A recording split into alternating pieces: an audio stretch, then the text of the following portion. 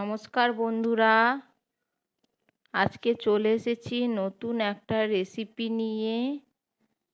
আজ আপনাদেরকে আমি বানিয়ে দেখাবো তেঁতুল ডালের রেসিপি ও ফোড়ন।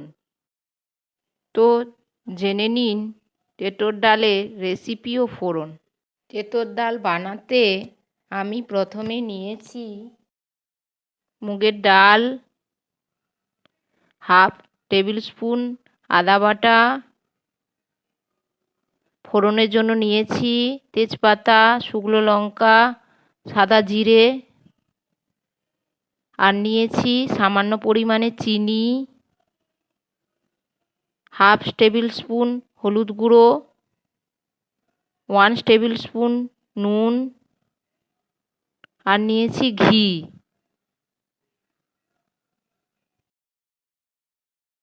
আর উচ্ছেকে গোল গোল করে কেটে নিয়েছি। তেঁতুল ডালের স্বাদ বাড়বে দ্বিগুণ 3টি মশলার ফোড়নেই।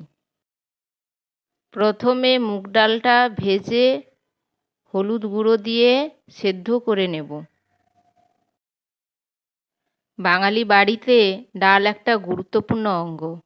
এমনি সময় তো বটেই, নিরামিষ দিনে এই ডাল খুবই গুরুত্বপূর্ণ। নিরামিষ দিনে অধিকাংশ বাড়িতে মুগ ডাল রান্না করার রীতি রয়েছে, আর অনেকেই উচ্ছে দিয়ে তেঁতুল ডাল করে থাকেন, যা খেতে অসাধারণ লাগে।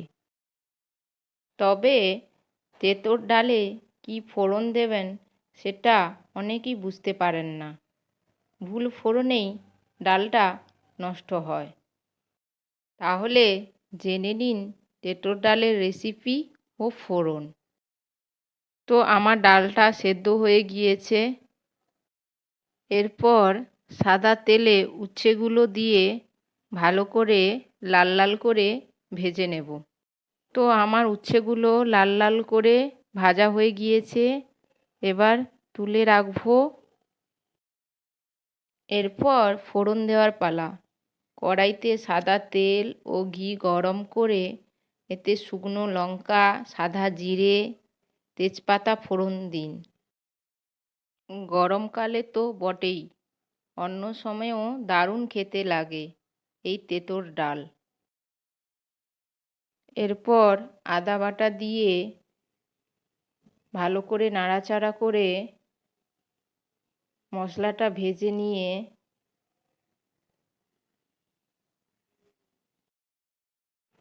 এতে সেদ্ধ ডালটা অ্যাড করলাম। ডাল ফুটে উঠলে নুন চিনি অ্যাড করলাম। আপনারা এই ডালটা একবার বাড়িতে বানিয়ে খাবেন, সত্যি খেতে খুবই সুন্দর লাগে। ডাল ফুটে উঠলেই ভাজা উচ্ছেগুলো অ্যাড করে দেব। ভাজা উচ্ছেগুলো অ্যাড করে ভালো করে ডালটা নাড়াচাড়া করে নেব। ব্যাস হয়ে গেল তেঁতুল ডালের রেসিপি।